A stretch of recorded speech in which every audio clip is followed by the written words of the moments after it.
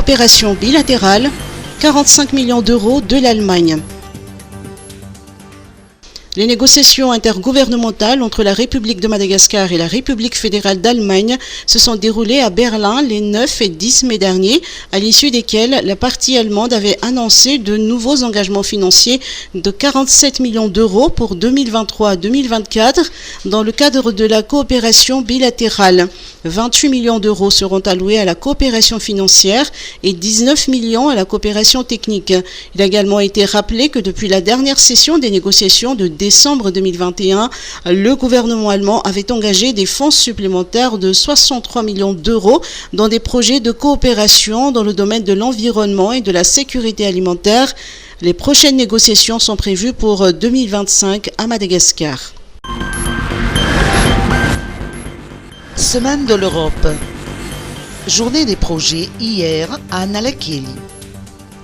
La délégation de l'Union européenne à Madagascar et en Union des Comores a organisé hier la journée des projets sur le parvis de l'hôtel de ville d'Analakeli dans le cadre de la Semaine de l'Europe.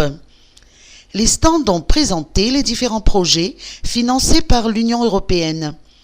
Son Excellence Madame Isabelle Delattre-Berger, ambassadrice de l'Union européenne à Madagascar, a présenté un bilan sommaire des activités entreprises par cet organisme international dans la Grande Île. Alors aujourd'hui, en fait, si on regarde les projets qui sont présentés ici, vous voyez qu'il y en a beaucoup qui couvrent des domaines très variés. Ça va de la formation des médias, l'observation électorale, la transparence, donc dans le domaine de la gouvernance, mais aussi le développement rural, la protection de l'environnement, l'énergie, l'eau et l'assainissement, donc voilà, des domaines extrêmement variés. J'en oublie évidemment parce qu'il y a un nombre très important de stands, donc un échantillon très représentatif. Tous ces projets qu'on voit ici présentés sont des projets qui ont été financés par le Fonds européen de développement dans le cadre d'un programme pluriannuel 2014-2020. Et on entre déjà officiellement depuis 2021 dans une nouvelle ère de programmation 2021-2027. Et nous avons déjà commencé à identifier les futures actions, les futurs programmes. Pour la période 2021-2024, on a un budget de 325 millions d'euros. Donc seulement pour les 4 premières années, on aura un bilan à mi-parcours en 2024. On espère effectivement que ce budget sera plus ou moins reconduit pour les années qui suivront. Et d'ores et déjà, on va continuer à travailler à la fois dans la gouvernance, à la fois dans les infrastructures. J'ai oublié les routes tout à l'heure parce que je n'ai pas vu les projets de route, mais elles sont bien présentes dans nos actions. Donc les routes, l'énergie pour l'infrastructure, le développement du secteur privé. Et puis, on va continuer bien évidemment le travail dans le développement rural durable, la lutte contre la déforestation, la protection des forêts, des écosystèmes, aussi l'économie bleue. J'ai rencontré il y a peu le ministre de la Pêche et on espère pouvoir signer début juillet l'accord de pêche entre l'Union européenne et Madagascar. Donc nous sommes un peu présents, j'allais dire, sur tous les fronts. Du formol dans la viande bovine. Le ministère rassure. Face aux rumeurs sur la présence de formol dans la viande bovine, le directeur général de l'élevage tient à rassurer les consommateurs dans une déclaration d'aujourd'hui que la qualité de la viande commercialisée sur le marché est absolument sans risque pour la santé. Toute viande sortant des abattoirs passe obligatoirement par des procédures de contrôle sanitaire.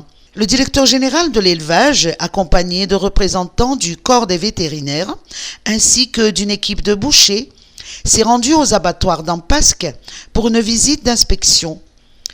On attend actuellement les résultats des analyses sur les prélèvements effectués par le ministère de l'Industrialisation, du Commerce et de la Consommation et le Codex Alimentarius afin de lever le doute sur ces rumeurs de présence de formol dans la viande de bœuf. Région Vaknankaraja. De l'eau potable à Soufirine à Betafou. Elle est que 9 Soufirine district de Betafou en région Vaknankaraja ont désormais accès à l'eau potable.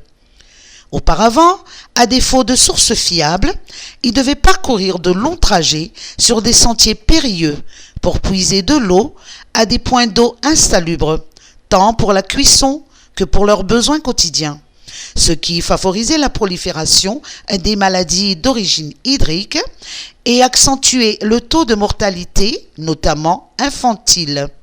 L'ONG Madagascar Development Fund a obtenu un financement de ses partenaires John Parrott et Sue Melville pour l'installation d'un dispositif d'adduction d'eau potable comprenant un réservoir de 20 mètres cubes alimenté par plus de 3000 mètres de tuyaux.